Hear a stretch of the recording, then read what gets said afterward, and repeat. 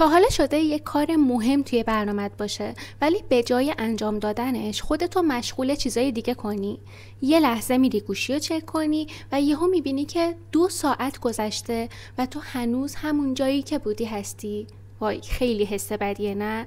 استرس، عذاب وجدان و یه قولی که به خودت میدی که دیگه این دفعه جدی از فردا شروع میکنم. ولی فردا هم همون آش و همون کاسه است. ولی چرا این اتفاق میفته؟ آیا ما تنبلیم؟ نه، مغز ما برای این کار طراحی شده و اگه یاد بگیریم چطور فریبش بدیم میتونیم بالاخره دست از عقب انداختن کارهامون برداریم و تبدیل بشیم به نسخه‌ای بهتر از خودمون. پس اگه تو هم دچار اهمالکاری هستی و دنبال راه‌های علمی و عملی برای بهتر کردنش میگردی تا آخر این ویدیو با من بمون، چون قراره که با هم این مشکل رو حل کنیم.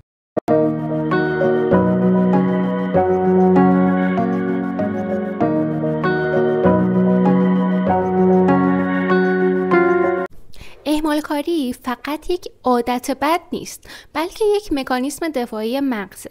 مغز ما 2 تا سیستم داره، یکی که دنبال لذت‌های فوریه و یکی که دنبال موفقیت‌های بلند مدته. سیستم لیمبیک همون بخش احساسی مغزمونه، همیشه به دنبال سریع‌ترین راه برای احساس خوشحالیه. ولی قشر پیشانی مغزمون اون بخشیه که میفهمه کارهای سخت نتیجه بهتری دارن. حالا مشکل چیه؟ وقتی یه کار سخت جلوی ما باشه، سیستم لیمبیک میگه که این کار خیلی سخته، بذار یه کار آسان‌تر انجام بدم. و اینجاست که به جای نوشتن پروژه میریم یه فیلم میبینیم. این یکی از دلایل اصلی اهمالکاریه، اعتیاد به لذت‌های فوری. مغز ما جایزه الانو به موفقیت‌های آینده ترجیح میده. مغز ما مثل یه بچه لجبازه که دوست داره همون لحظه پاداش بگیره. مثلا تو 2 تا انتخاب داری، یا بشینی برای کنکور درس بخونی یا بری توی تیک تاک و یه عالمه ویدیوهای فان ببینی. مغزت میگه خب چرا باید یه کار سخت کنم وقتی میتونم همین الان خوش بگذرونم، و تو هم به راحتی تسلیم میشی. علت دیگه‌ای برای اهمالکاری ما اینه که مغز ما از شکست میترسه و ترجیح میده که ازش فرار کنه. مثلا فکر کن یه دانشجو باید یه مقاله مهم بنویسه، ولی هر وقت که میخواد شروع کنه یه احساس اضطراب شدیدی میاد سراغش و با خودش فکر میکنه که اگه خوب نشه چی؟ اگه استاد بهم نمره پایینی بده چی؟ نتیجهش چیه؟ مغزش برای محافظت ازش تصمیم میگیره که کلاً سمت اون کار نره و به جاش بیاد یه ویدیو یوتیوب ببینه. دلیل سوم برای اهمالکاری‌های ما نداشتن برنامه مشخصه. ذهن ما از کارهای مبهم فرار میکنه. مثلا تصور کن که قراره توی یه شهر جدید رانندگی کنی ولی هیچ نقشه‌ای نداری. خب مغزت گیج میشه و احتمالاً اصلا حرکت نمیکنه. مثلا یه نفر میگه که من باید روی پروژه‌ام کار کنم ولی اصلا نمیدونم که باید از کجا شروع کنم. خب نتیجهش اینه که مغز کلاً بیخیال کار کردن میشه و به جاش ترجیح میده که بره سراغ چک کردن اینستا. خب حالا که فهمیدیم چرا مغز ما این کارو میکنه، چطوری میتونیم کنترلش رو به دست بگیریم؟ یکی از تکنیک هایی که میتونیم استفاده کنیم تکنیک 5 دقیقه‌ای هست. یادتونه قانون اول نیوتن چی میگفت؟ اجسام ساکن تمایل دارن که ساکن بمونن مگر اینکه نیرویی به اونها وارد بشه. خب ذهن ما هم دقیقاً همینطوره. اگر شروع نکنیم همچنان توی تله اهمالکاری گیر میکنیم. اینجاست که تکنیک 5 دقیقه‌ای وارد میشه. به خودت بگو من فقط 5 دقیقه این کار رو انجام میدم.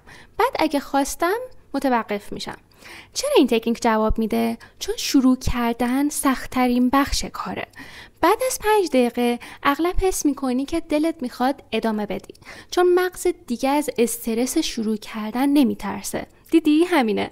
مغزتو فریب دادی و اونو از فاز استرس خارج کردی. بعضی وقتا هم دلیل اهمال کاری اینه که کار خیلی بزرگ به نظر میرسه. مثلا تصور کن که قراره یه مقاله 20 صفحه‌ای بنویسی. خب ذهنت همش فکر میکنه که اوه این خیلی زیاده، اصلا نمیتونم شروع کنم. ولی اگه به خودت بگی که من فقط 10 دقیقه روی مقدمه کار میکنم، خب کار خیلی راحت تر میشه. پس راز موفقیتش اینه که کارهای بزرگ رو به بخش‌های کوچکتر تقسیم کنی و هر بخش رو به عنوان یک هدف جداگونه در نظر بگیری و روی فقط اولین قدم تمرکز کن، نه کل مسیر. خب حالا که کارو شروع کردی، یه چیز میتونه همه چیزو خراب کنه: حواس پرتی. چند روش برای حذف حواس پرتی رو میخوام بهت بگم. یکی این که نوتیفیکیشن ها رو خاموش کن. مغز ما خیلی راحت به سمت چیزهای جذاب تر میره. 2. یه تایمر بذار. از تکنیک پومودورو استفاده کن. یعنی 25 دقیقه کار کن و 5 دقیقه استراحت کن. اینطوری ذهنت خیلی متمرکز تر میمونه. 3. یک فضای کاری مشخص داشته باش. مثلا پشت میز کارت بشین همیشه، نه روی تخت خواب. با این کارها ذهن تو خیلی سریعتر و راحتتر روی کار متمرکز میشه. چیزی که خیلی‌ها فراموش میکنن اینه که مغز ما عاشق پاداشه. وقتی که کارتو تمام کردی، حتما بعدش یک پاداش کوچیک به خودت بده. این میتونه یک استراحت کوتاه، دیدن یک ویدیوی جالب یا حتی خوردن یک خوراکی خوشمزه باشه. چرا این کار مهمه؟ چون باعث میشه که مغز تو کار کردن رو به لذت ارتباط بده و دفعه بعد کمتر مقاومت کنه. یک تکنیک جالب دیگه قانون 2 دقیقه‌ای هست و میگه که هر کاری که کمتر از 2 دقیقه طول میکشه رو همین الان انجام بده. مثلا چک کردن ایمیل کمتر از 2 دقیقه، مرتب کردن میز کمتر از 2 دقیقه، نوشیدن یک لیوان آب کمتر از 2 دقیقه. و اگه کار بزرگتر بود چی؟ فقط قدم اولو بردار. مثلا میخوای ورزش کنی؟ فقط کفشاتو بپوش. میخوای کتاب بخونی؟ فقط کتابو باز کن. ذهن ما وقتی یه قدم کوچیک برمیداره، انرژی ادامه دادنش رو هم پیدا میکنه.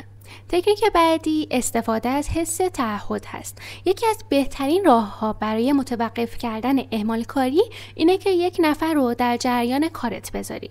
به یکی از دوستات بگو که من تا آخر هفته این کار رو انجام میدم. اگه انجام ندادم به من یادآوری کن. یا هم یک جریمه رو باهاش هماهنگ کن که اگه اون کار رو انجام ندادی، اون جریمه رو بخوای بهش پرداخت کنی. وقتی بدونی که یک کسی داره تو رو چک میکنه، احتمال اینکه اون کار رو انجام بدی خیلی بیشتر میشه. تکنیک آخر به نظر من از همه جالب تره. تا حالا شده که یک کاری رو هفته ها عقب بندازی، ولی وقتی فقط یک روز برای انجام دادنش وقت داری، یهویی یک موجی از انرژی و تمرکز بهت هجوم بیاره و تمومش کنی؟ این همون قانون پارکینسونه. کارها به اندازه زمانی که برای انجام دادنشون در نظر گرفته شده گسترش پیدا میکنن. یعنی چی؟ یعنی اگه برای یک کاری 1 هفته وقت داشته باشی، مغزت تا آخرین روز اهمال کاری میکنه. ولی اگه برای همون کار 1 روز وقت تعیین کنی، مغزت سریعتر و متمرکزتر عمل میکنه. پس راه حل چیه؟ خودت برای کارهات ضرب‌العجل کوتاه‌تری مشخص کن.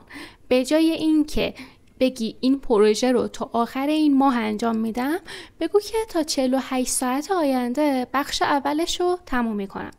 به جای اینکه بگی یک روزی قراره این کتاب رو بخونم، بگو که تا آخر امروز 10 صفحه ازش رو میخونم. با این روش ذهنت مجبور میشه که سریعتر و با تمرکز بیشتری کارت رو تموم کنه. خب حالا که این همه اصطلاح داری، پس دیگه هیچ بهونه‌ای باقی نمونده. فقط کافیه که یکی از این تکنیک ها رو همین الان امتحان کنی. کدوم تکنیک برات جالب تر بود؟ توی کامنت ها برام بنویس. و اگر دوست داری که از این نوع محتواها بیشتر ببینی، یادت نره که کانالمو سابسکرایب کنی و این ویدیو رو حتما لایک کنی. تا ویدیوی بعدی، خداحافظ.